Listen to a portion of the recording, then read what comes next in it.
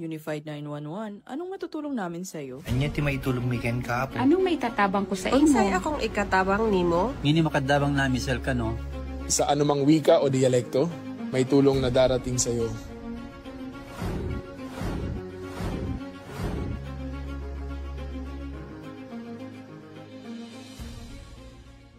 Lilingkod sa bawat Pilipino at magbibigay ng tamang impormasyon para sa tahimik at maayos na Pilipinas. Police News Network, alagad ng batas, tagapagtaguyod ng balitang pulis, sandigan ng mamamayan, patnubay ng katotohanan. La Campo Crame, maghahatid ng pinakahuling kaganapan at nagbabagang balita. Ito ang PNN Police News Network.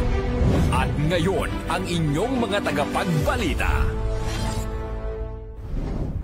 Magandang araw, bagong Pilipinas. Ako ang inyong alagad ng batas, tagataguyod ng Balitang Pulis, Patrolman Adrian Deao. Maghahatid sa inyo ng tamang balita, kwento ng pulis at serbisyo para sa mamamayan, at ito ang PNP News Online. Ang pangunahing balita ng Police News Network, alagad ng batas, tagataguyod ng Balitang Pulis.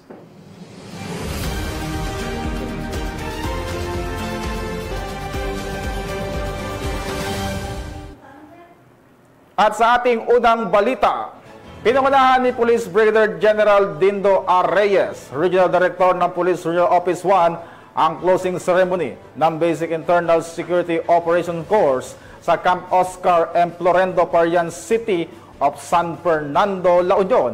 Ang magandang balita mula kay Police Staff Sergeant John Del Supremo.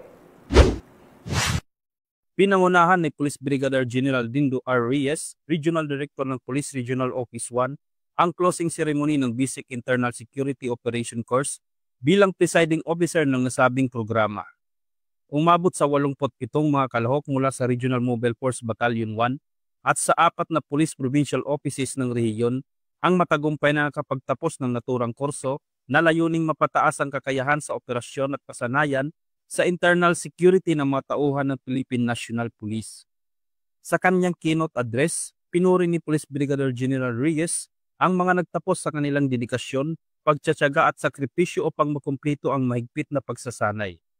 Aniya, ang mga kasanayang kanilang natutunan ay magsisilbing mahalagang sandigan sa pagpapatatag ng operational readiness ng PRO1 sa pagpapanatili ng kapayapaan at kaayusan sa buong rehiyon. Ang seremonya ay patuloy na pagsisikap ng PRO1 na makapaghubog ng mga disiplinadong may kakayahan at mission ready ng mga pulis na tunay na naglilingkod ng may karangalan, katarungan at malasakit sa bayan.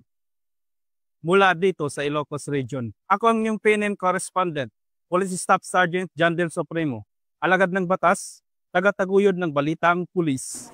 Maraming salamat sa Staff Sergeant Supremo, Women's Support Network at Officers Ladies Club, Cagayan Chapter, katuwang sa pamamahagi ng relief operation sa mga nasalanta ng Bagyong Uwan sa Tuguegarao City, Cagayan.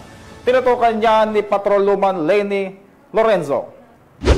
Dahil sa nagdaang Bagyong Uwan, kabilang ang Tuguegarao City sa mga labis na naapektuhan ng dahilan upang maraming pamilya ang mangailangan ng agarang tulong at suporta.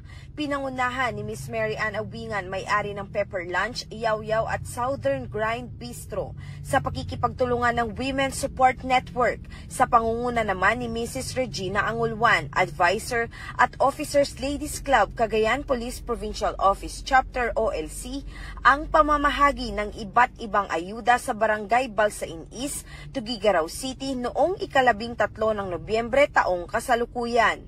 Nakiisa rin sa aktibidad sina Police Captain Sheila Joy Fronda, Chief PIO, Police Captain Mary Jane Carodan, Chief FJ God, at ang mga barangay opisyal ng Balsain East. Nasa kabuoang 68 pamilyang benepisyaryo ang tumanggap ng bigas at grocery packs bilang agarang tulong. Bukod dito, nabahagi rin si Miss Mary Ann Awingan ng cash assistance sa mahigit 50 batang residente bilang bahagi ng kanyang personal na inisyatiba upang maghatid ng ginhawa at saya sa mga kabataan. Patuloy ang pagpapatupad ng mga makataong inisyatiba ng WSN at ang OLC Cagayan Chapter upang matulungan ang mga pamilyang higit na nangangailangan. Isang patunay ng buhay na diwa ng bagong Pilipinas na nakasentro sa malasakit, pagkakaisa at bayanihan para sa komunidad.